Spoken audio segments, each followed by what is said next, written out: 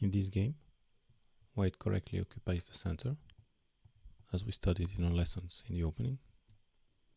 And here, instead of playing e5, white moves an edged pawn. So this pawn move is played in order to develop the bishop to g7. This is what we call a fianchetto. So this is playable by stronger players, but for sub 1500 players, I wouldn't recommend that move. Here black is a 1200 rated player.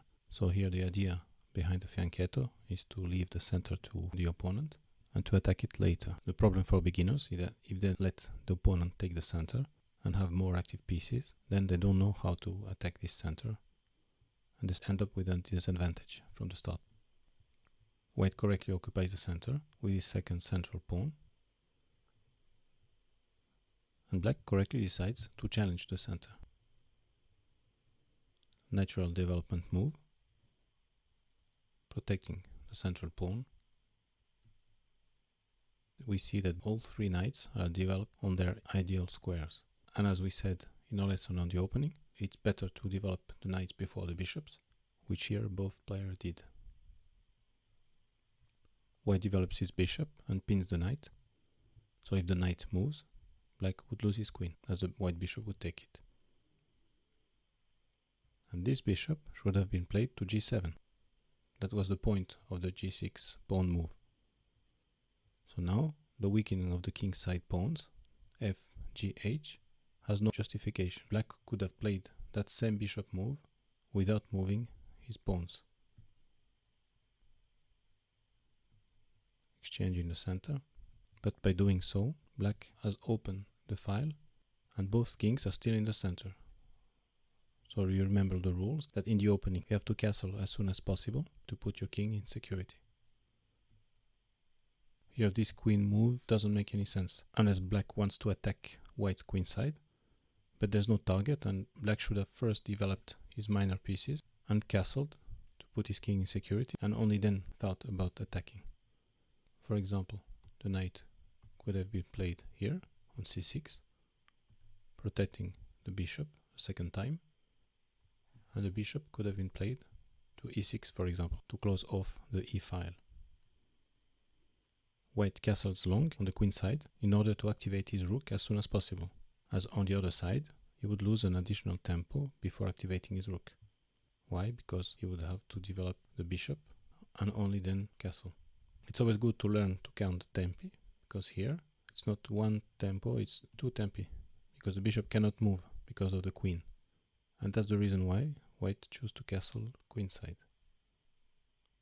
We already seen that you should not move the same piece twice in the opening, and here black made another weak move instead of developing his minor pieces. Now the bishop is protecting only by the king, which is worse than before. So black could still have closed the center by playing bishop e6. Now white has created a battery, you remember. The two heavy pieces are attacking the bishop twice. That's a very bad situation because the black king is behind. So now again, what could have black done? Could have played bishop e6 in order to close off the file, or even knight c6 to protect the bishop. Black blunders, castling, putting his king in relative security but leaving the bishop undefended. And black is already a piece down. Now white is attacking the knight twice, and the knight is defended only once, so already white is threatening to win another piece. Also note that this square, the e8 square, is attacked twice by the battery, rook and queen. Also a bit of calculation now. If now black decided to break the connection between rook and queen, that wouldn't work, because, do you see why? Because here white could simply take the knight.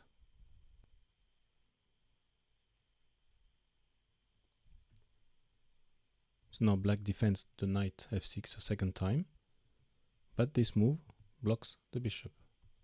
So now the bishop cannot easily develop, and as we've seen in our previous game, the bishop is preventing the connection of the rooks, making the rooks more vulnerable and less efficient. So if you haven't mastered these concepts yet, have a look at the playlist at our 7 principles for the opening. That would be a very good investment for your games. Now white attacks the rook.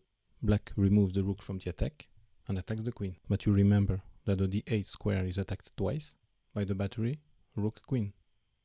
And it's defended only once by the knight f6. So again, you should take the good habit of counting. And here we see that the rook is attacked twice and defended only once. So white can sacrifice his queen, giving check.